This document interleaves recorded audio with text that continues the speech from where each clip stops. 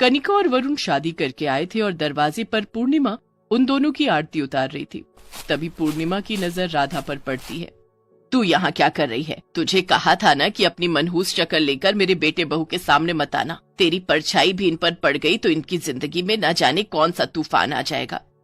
माँ, आज तो मुझे मत कोसो। आज मेरे भैया की शादी हुई है, भाभी घर आई है इस घर में। मुझे भाभी के रूप में सहेली मिली है।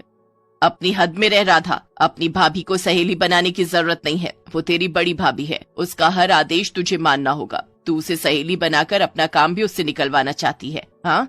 नहीं माँ, ऐसा नहीं है। चल अब अपने कमरे में जा। राधा सुबकती हुई अपने कमरे में चली जाती है। पूर्णिमा वरुण और कनिका की आरती उतार कर उनका स्वागत करती है और उन्हें उनके कमरे में बिठाती है। राधा के साथ पूर्णिमा का ऐसा रूखा व्यवहार देखकर कनिका हैरान थी। उसने वरुण से पूछा, वरुण, माँ जी ने राधा के साथ ऐसा व्यवहार क्यों किया? क्या राधा तुम्हारी अपनी बहन नहीं है? नहीं कनिका, ऐसी बात नहीं है। राधा मेरी ही बहन है।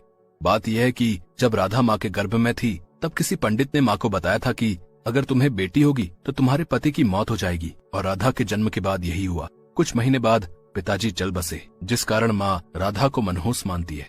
ओह, तो ये बात है, लेकिन इसमें राधा की कोई गलती नहीं है। कनिका और वरुण बातें कर रहे थे, तभी पूर्णिमा के चीखने की आवाज आती है। वो राधा पर चिल्ला रही थी, तुझे कहा था ना कि जब तक तेरे भैया भाभी ना खा ले तू खाना नहीं खाएगी। अपने भैया भाभी को खिलाने से पहले खुद ही खाने लगी। लेकिन माँ, ये तो सिर्फ एक लड्डू है जो भाभी के मायके से आया है। मैं तो सिर्फ टेस्ट कर रही थी। मुझे ये समझ नहीं आता कि तुझसे सब्र क्यों नहीं होता। पहले जा अपने भैया भाभी को चाय नाश्ता करवा, फिर खुद कुछ खाना। ठीक है माँ। राधा वरुण और कनिका के लिए उनके कमरे में चाय नाश्ता पहुंचा देती है। नाश्ते की ट्रे टेबल पर रखकर वो कमरे से बाहर जाने लगती है। रुको राधा। जी भाभी। तुमने मिठाई खाई? पहले आप और भैया खा लीजिए, फिर मैं खा लूंगी। नहीं, हम तीनों साथ मिलकर खाएंगे। आओ मेरे पास बैठो।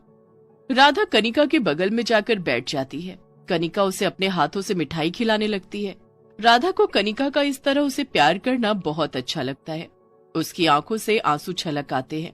क्या बात है राधा? भाभी, बचपन से आज तक माँ के प्यार के लिए तरस रही हूँ। माँ ने कभी मुझे अपने हाथों से खाना नहीं खिलाया। आज पहली बार कोई मुझे अपने हाथों से खिला रहा है। मैं भी तो तुम्हारी माँ समान हूँ राधा। बड़ी भाभी माँ का ही दूसरा रूप होती है, तभी तो भाभी माँ कहा जाता है। मैं तुम्हें माँ का प्यार दूंगी। कनिका राधा को गले से लगा लेती है। तभी कमरे के बाहर से पूर्णिमा की आवाज आती है, राधा कहाँ मर गई? राधा दौड़कर बाहर जाती है। माँ, आपने मुझे बुलाया? रात का खाना कौन बनाएगा? चल जाकर रात के खाने की तैयारी कर। माँ, हलवाई से बनवा लो ना।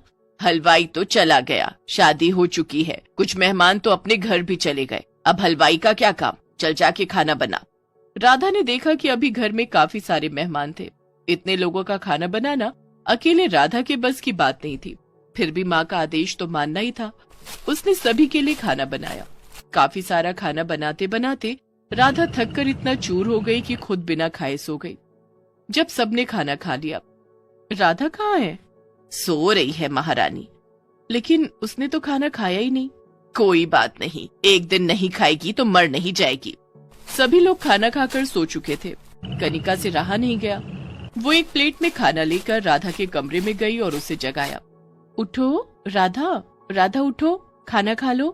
भाभी माँ, आप, आज तो आपकी सुहाग रात है और आप मुझे खाना खिलाने आई हैं। राधा, तुमने मुझे भाभी माँ कहा है और एक माँ को तब तक नींद नहीं आएगी जब तक उसकी बेटी खाना न खा ले। अब चलो खाना खा लो। कनिका राधा को खाना खिलाती है, फिर उसे सुला देती है। कनिका जब अपने कमरे में पहुंची, कनिका, तुम्हारे आने से राधा की जिंदगी में खुशियाँ आ जाएंगी। शायद उसके प्रति माँ का दिल भी पिघल जाए। आप चिंता मत कीजिए, सब ठीक हो जाएगा। कनिका और वरुण भी सो जाते हैं। दूसरे दिन राधा अपने कमरे से बाहर नहीं निकलती है। सुबह के 8 बज गए हैं, ये महारानी अभी तक सो रही है। पूर्णिमा राधा के कमरे में जाती है और उसे झकझोर कर उठाती है। वो देखती है कि राधा को तेज बुखार था, लेकिन वो फिर भी राधा को जगाकर घर का काम करने के लिए कहती है।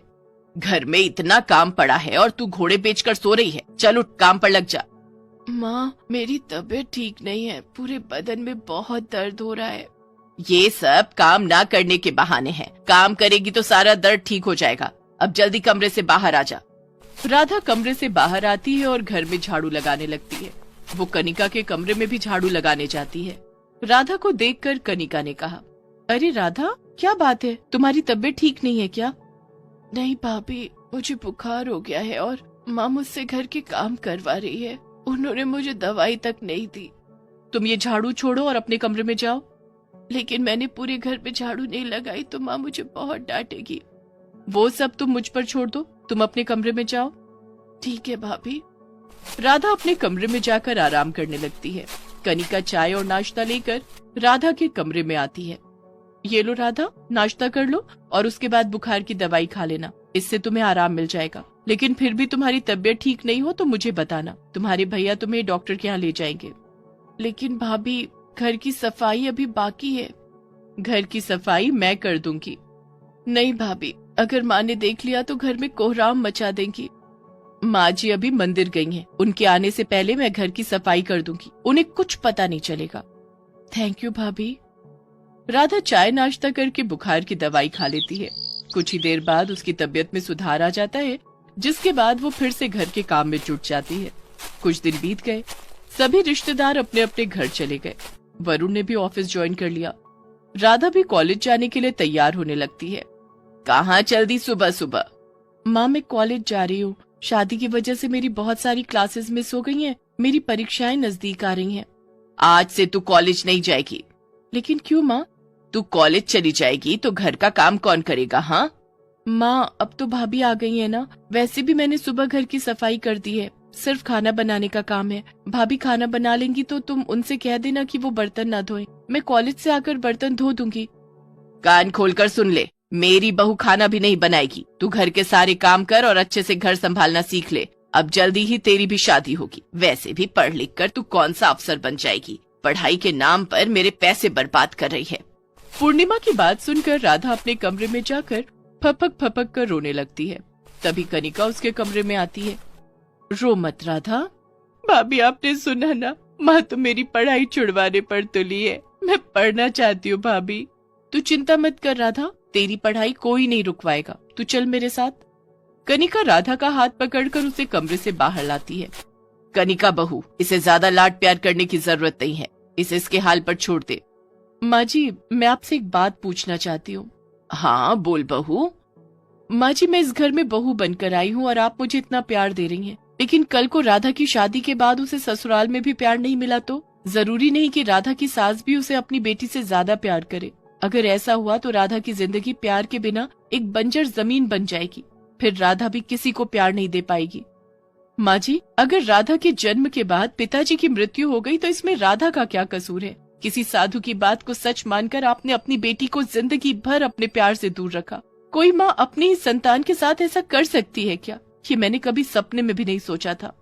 माँ, कनिका ठीक कह रही है। राधा को उसके हिस्से का प्यार मिलना ही चाहिए। कनिका और वरुण की बात सुनकर पूर्णिमा को बहुत आत्मग्लानि महसूस होती है। वो राधा को गले से लगाकर उससे माफी मांगती है। मुझे माफ कर दे मेरी बच्ची। जा, तू कॉलेज जा और खूब मन लगाकर पढ़ाई कर। अपने पिता का नाम रोशन कर। राधा पूर्णिमा के गले लगकर बहुत खुश होती है। वो कनिका को भी गले लगाती है। थैंक यू भाभी माँ, आज आपकी वजह से मुझे मेरी माँ मिल गई।